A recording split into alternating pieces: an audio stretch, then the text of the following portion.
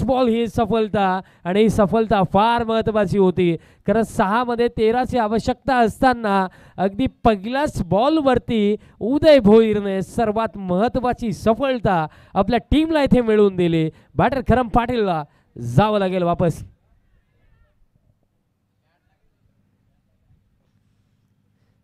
चला new batter quickly पाठवायचं आहे.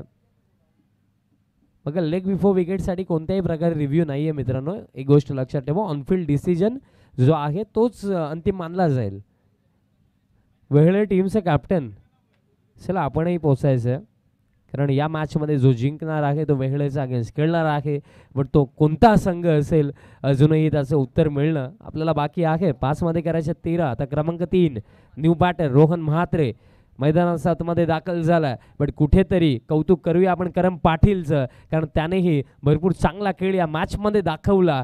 फार चांगली बॅटिंग करणने केली, आणि त्याच्यासोबत सुरुवातीला स्ट्रगल रितेश जरूर करत होता, पण त्यानंतर रितेशचा बॅटमधनंही आपल्याला 2 चौकार 1 षटकार पाहायला मिळाला. हा संघर्ष, ही लढत आतापर्यंत दोन्ही टीम्सने चांगली लढवली आहे, पण प्रश्न हाच बाकी आहे की जिंकेल कोण, पुढील फेरीमध्ये जाईल कोण.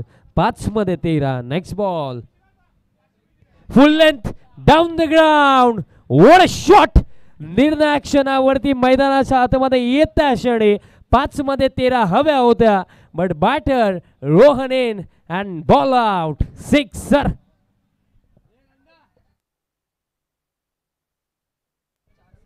रोहन म्हात्रे काय वेळ निवडली बॅटिंगसाठी येण्यासाठी, आणि त्या वेळेवरती येत्या क्षणी काय फटका खेळलाय रोहन. वा. 4 मध्ये आता करायचं 7 धावा. दबाव नक्कीच होता, बिकॉज एक वेल सेट बॅट्समन डगआउट मध्ये गेला, कारण त्यानंतर येत्या क्षणी काय फटका आलाय रोहनचा बॅटमधनं. आता यावेळेस पहा कहाणी में ट्विस्ट, कहाणी में ट्विस्ट. विकेट, सिक्सर, विकेट, आणखीन एक धक्का. रोहन म्हात्रे ला जावं लागेल वापस, आणि सामना आता पुन्हा एकदा लेवल झालाय. 3 मध्ये आता करायचं 7. काय खेळ सुरू आहे. एकंदरीत दोन्ही टीम्सही हे क्लिअर आहे की काही झालं पराभव नाही हवाय, विजयच हवाय, आणि त्यासाठीच तर इथे प्रयत्न सुरू आहेत, मेहनत सुरू आहे.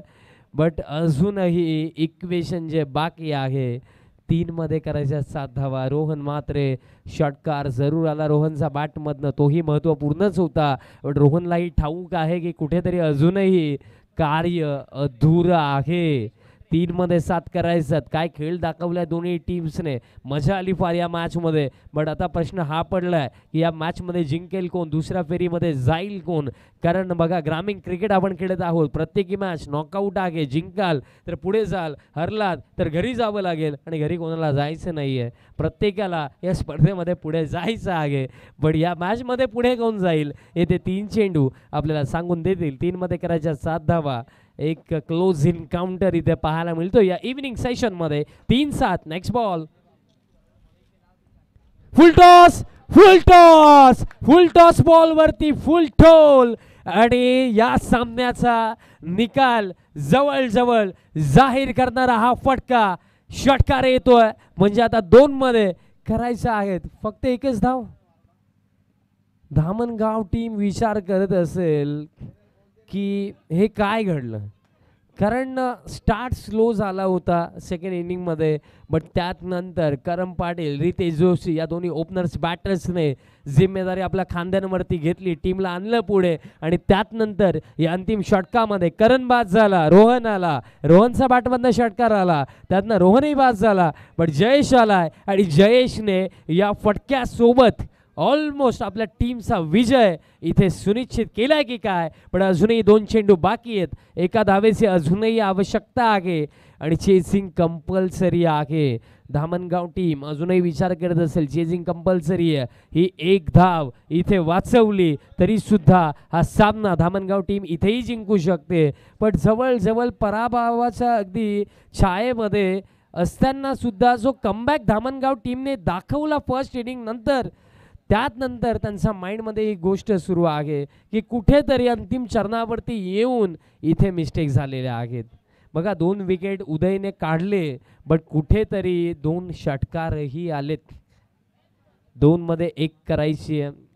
टास्क डिफिकल्ट नाही आहे बॅटरसाठी, टास्क आता इझी झालाय फार, कारण 3 मध्ये 7ची गरज होती. मोठा फटका आला बॅटर जयेशचा बॅटमधनं. 2 मध्ये 1 आणि रनआउटची शक्यता आहे. रनआउट. ओ माय गॉड, प्रत्येकी बॉल वरती सामना चेंज होतोय. Wicket, sixer, wicket, sixer, wicket आणि आता 1 मध्ये करायची 1. काय सामना, काय सामना. खऱ्या अर्थाने या मॅच मध्ये कोणीही जिंकू द्या, पैसा वसूल मॅच. प्रेक्षकांचा मनाला आवडेल असा सामना आणि कुठेतरी ना या स्पर्धेची हायलाइट राहील असा हा सामना आपल्याला पाहायला मिळतोय. 1 चेंडू, 1 धावेची आवश्यकता आहे. नक्कीच मी म्हणेन या मॅच मध्ये कोणीही जिंकू द्या, कोणत्याही टीमने इथे वाईट मानायला नाहीच पाहिजे, कारण काय खेळ दोन्ही टीम्सने इथे दाखवलाय. खऱ्या अर्थाने इथे कोणीही जिंकला तरी सुद्धा इथे विजय होणार आहे क्रिकेटचा, इथे विजय नक्कीच होणार आहे आमच्या या स्पर्धेचा. काय खेळ दाखवलाय आणि याच खेळाची अपेक्षा आपण प्रत्येक टीमच्या माध्यमातून ठेवतो. मी आधी एका गोष्टीचा उल्लेख केला होता की कुठेतरी रिझल्टपेक्षा प्रोसेसही मॅटर करते आणि ती प्रोसेस, ती मेहनत दोन्ही टीम्सने इथे दाखवली. हा स्ट्रगल अंतिम चेंडूपर्यंत येऊन पोहोचलाय, पण कोणाच्या नशिबामध्ये इथे विजयाचा आस्वाद असेल किंवा कोणाच्या नशिबामध्ये इथे पराभव असेल, या गोष्टीचं उत्तर येतं अंतिम 1 चेंडू आपल्याला इथे देणार आहे. 1 चेंडू, 1 धावेची आवश्यकता. फील्ड प्लेसमेंट, सर्व फिल्डर, अम्ब्रेला फिल्डिंग, सर्व फिल्डर क्लोज पाहायला मिळतात. 1 चेंडू करायची 1 धाव. आतापर्यंत जी मेहनत या मॅच मध्ये रितेश असतील, त्यानंतर त्यांच्या समवेत करण असतील, रोहन असतील, तसेच जयेश असतील, जी मेहनत त्यांनी केलेली आहे ना, त्या मेहनतीला सार्थक ठरवण्यासाठी ही 1 धाव बनणं फार गरजेचं आहे. प्रेक्षकांनो, मॅच आवडली असेल दोन्ही टीमसाठी एकदा जोरदार ताल्या होऊन जाऊ द्या. 1 बॉल 1 ची गरज, शेवटचा बॉल, शेवटचा बॉल आणि यस, सिंगल होईल पूर्ण आणि हा सामनाही होईल समाप्त. सामना अंतिम बॉल वरती जाऊन इथे जिंकलाय मयुरेश एंटरप्राइजेस भादवड टीमने. हरकत नाहीये टीम धामणगाव, हरकत नाहीये. काय खेळ तुम्ही दाखवला. एकंदरीत पहिलं सत्र फार मागे होते, बट त्यानंतर अंतिम 2 षटकांमध्ये चांगली बॅटिंग केली, चांगला टोटल उभारला. त्यानंतर कुठेतरी मोमेंटम लूज झाला होता फर्स्ट इनिंगमध्ये भादवड संघाचा, बट तिथे पलटवार केला. रितेश, करण, रोहन, जयेशचा देखील 1 षटकार आपण विसरू शकत नाही. ऑल ओव्हर टीम वर्कच्या जोरावरती इथे बाजी मारली आहे मयुरेश एंटरप्राइजेस भादवड टीमने. प्लेयर ऑफ द मॅच आपण देऊया आणि या सामन्याचा सामनावीर ठरलाय